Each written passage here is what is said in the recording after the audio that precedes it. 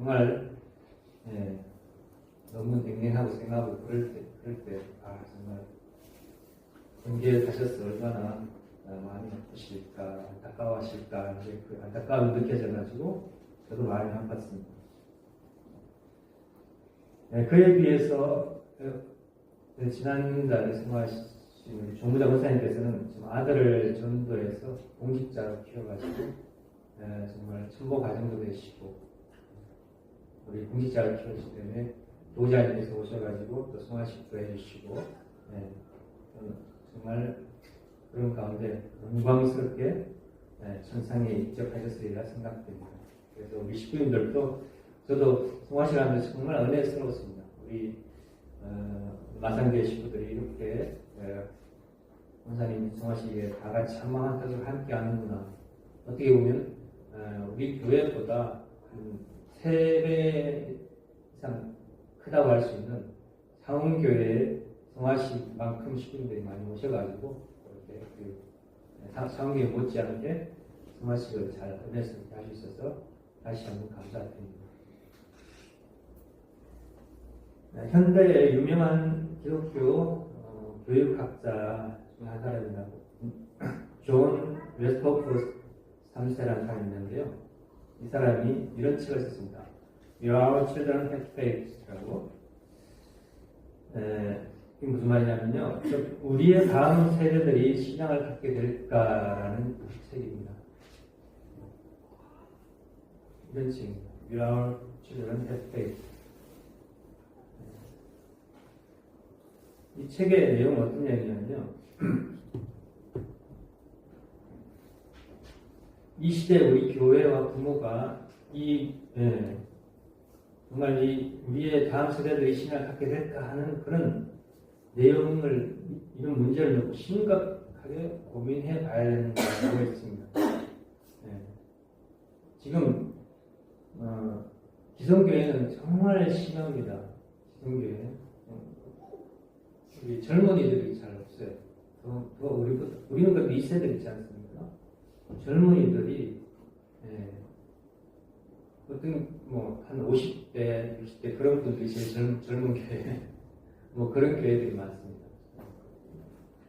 그래서 벌써 유럽에서는 많은 백성 베드로 성당이라든지 하는 교회 성전 옛날부터 기독교에 뿌리기 때문에 천주교부터 옛날 뿌리기 때문에 많은 엄청난 성전이 있지만 그 엄청난 의리의리한 엄청난 성전이 텅텅 비어가지고 결국은 그 성전이 계속 비어있으니까 카페가 되고 어떤 데는 이슬람교 무슬림이 그것을 도입해가지고 그걸 개조해가지고 무슬림 성전으로 되어지고 있고 변화되고 있고 그런 상황이 지금 유럽의 상황이죠. 미국에서도 점점 젊은이들한테 교회는 외면받고 있고 나이 드신 분들이 많이 있는 그런 교회가 있고 우리나라도 기성교회, 기독교의 현실이 점점 그렇게 되어가고 있습니다. 근데 또 기성교회뿐만이 아니고 그런 이 주류가 점점 세계적으로 되어지고 있다 보니까 우리 교회에서도 정말 그런 때를 걱정해야 됩니다. 남 이야기가 아닙니다. 우리 교회에서도 정말 제가 창원교회 이야기를 했습니다만 창원교회는 통일산업, 통일중공업 때문에 많은 식구들이 전국에서 통일중공업 때문에 많은 우리 선배가정부터 2차가정부터 해서 사단가정, 3층가정, 청팔도 육정가정 많은 식구들이 선배가정으로 모여있는 그런 교회입니다. 그런 교회가 우리 경남교구에서 교세를 치는 경남교구 전체의 3분의 1을 차지하는 교세를 가지고 있는 교회가 창원교회고 교구본부죠. 그런데 창원교회가 참 열심히 전도활동을 하지만 전체적인 교세는 미안하지만 젊은이들이 그 전통을 이어가지고 성화하시고 또 정형퇴임하시고 그런 부분을 2세 가정들, 젊은 가정들이 메워주면서 더 번창해야 되는데 안타깝게도 그렇게 2세들이 그것을 것을 잘 잊지 못하고 있습니다. 우리 교회에도 어떻게 보면 2세 가족들이 많이 이렇게 축받고 많이 이 자리를 메워야 되는데 그렇지 못하고 있죠. 그래서 정말 우리 교회, 우리 가정교회 식구들이야말로 식구들, 자식들이 우리의 신앙을 개설할 것인가를 심각하게 고민해 봐야 할 때인 것입니다. 예전에는 어떤 부모는 이런 부모도 있었어요. 내가 통일교에서 겪은 핍박과 고통은 나 하나로서 족하다. 하면서 내 자식에게 이런 핍박과 고통을 물려주고 싶지 않아. 라고 하면서 자식을 교회에 보내지 않는 사람도 있었습니다. 안타깝죠. 또 핍박과 반대를 많이 받아가지고 왜 우리 자식에게까지 그런 걸 핍박 반대를 받게 해야 되냐면서 하지만 자기 모순에 빠진 잘못된 생각입니다. 지금까지 자신이 희생하고 조성드린 것이 어떻게 보면 아무런 의미가 없다는 결론이 되기 때문입니다. 우리가 아직까지도 우리 자녀들이 학교에서 반대받고 왕따당하고 그런 경우가 우리 딸도 있었고 우리 딸들도 있고 아마 여러분 자녀들도 그런 걸 들었을 겁니다. 근데 그런 걸 들은 함이 안타깝지만 안타까운 것은 우리가 빨리 이 세상을 전도해가지고 하늘 중심의 세상을 이 세대에게 만들어주지 못한 우리의 책임이죠. 우리의 책임이거든요. 더 빨리 우리가 열심히 활동하고 전도해가지고 그런 세상을 만들었더라면 우리 세대가 이런 어려움을 겪지 않을 텐데 라는 거죠.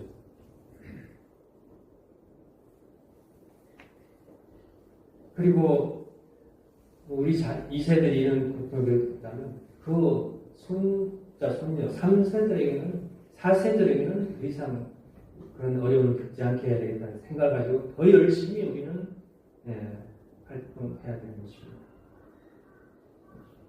그리고 지금까지 자신이 당한 고통과 희생의 결실이 자식을 통해서 믿음의 자녀를 통해서 맺게 되는 것인데 우리가 자식이나 믿음의 자녀에게 결실을 맺지 못한다면 무슨 삶의 보람이 있겠습니까? 그죠? 결실을 맺게 됩니다. 내 자식이나 믿음의 자녀가 참부모님의 신앙을 개선받아서 정말 자기의 실력과 실적으로 세상을 앞에 기여할 수 있고 또 세상 앞에 영향력이 있는 사람이 될 때, 기여할 수 있는 사람이 될 때, 영향을 미칠 사람이 될 때 우리 삶에 진정한 보람이 있고 우리의 어떤 한이 풀리는 것입니다. 어떤 핍박과 반대에 대한 한이 풀리는 것이죠. 자식이 아무리 똑똑하고 출세를 했어도 참부모 신앙을 계승하지 못하면 예수님의 말씀대로 어떻게 보면 자식이 원수가 될 수도 있다는 것입니다. 왜냐하면 자식이 부모의 모든 신앙의 공덕을 무너뜨릴 수도 있기 때문입니다. 그 자녀가 천국 가는 길에 동반자가 되지 못하고 오히려 부모의 천국 가는 길까지도 어렵게 만들 수 있기 때문입니다. 효도라는 것은 부모의 뜻을 따르는 것입니다. 부모의 신앙길을 부정하고 따르지 않는 자식은 어떻게 보면 결코 효자라고는 하기 힘들 것입니다. 성경에 보면 이제 아브라함이 비둘기 양 암소를 쪼개가지고 제사를 지내는데 그 헌재에 실패함으로 말미암아 비둘기를 쪼개지 않아서 실패함으로 말미암아서 이스라엘 민족이 400년이나 긴 시간 동안 이집트에서 노예 생활을 하게 되죠. 그런데 이집트와 애굽의 왕 바로는 이스라엘 백성의 수가 점점 많아지는 것을 두려워해서 이스라엘 백성 중에 남자아이가 태어나면 모두 죽여라고 명했습니다. 하지만 모세의 부모는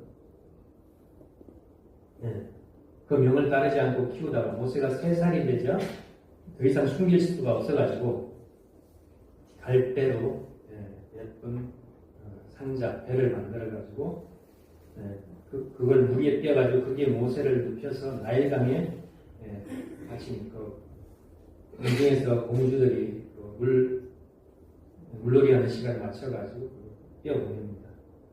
그때 마침 이집트 공주가 그 아기를 보고 너무나 귀엽고 예뻐가지고 붕어로 데려가서 키우게 됩니다. 근데 자기가 직접 다 못 키워줘. 다행히 유모를 구하게 되는데 그 유모를 구할 때 그때 딱 모세 누나하고 엄마가 딱 지혜롭게 그 시간에 딱 나타나가지고 모세 엄마 요게벳이 유모가 됩니다. 유모가 돼서 궁으로 들어가서 모세에게 하나님의 말씀을 가르치고 선민의식을 가지게 합니다. 그렇게 해서 모세는 이스라엘의 백성을 출애굽시켜가지고 가나안 땅으로 이끄는 민족의 지도자가 됐습니다.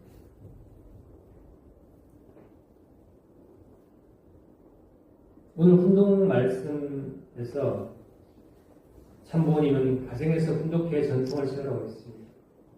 한 가족 3대가 생활을 시작하면서 먼저 하늘의 말씀을 훈독하고 새로운 마음으로 훈독의 삶을 실천하는 전통을 세우라고 했습니다. 그리고 참부모님을 모시고 천도의 말씀을 매일 훈독하는 세상을 만들자고 했습니다. 훈독하는 말씀을 훈독하는 가정들이 이 땅에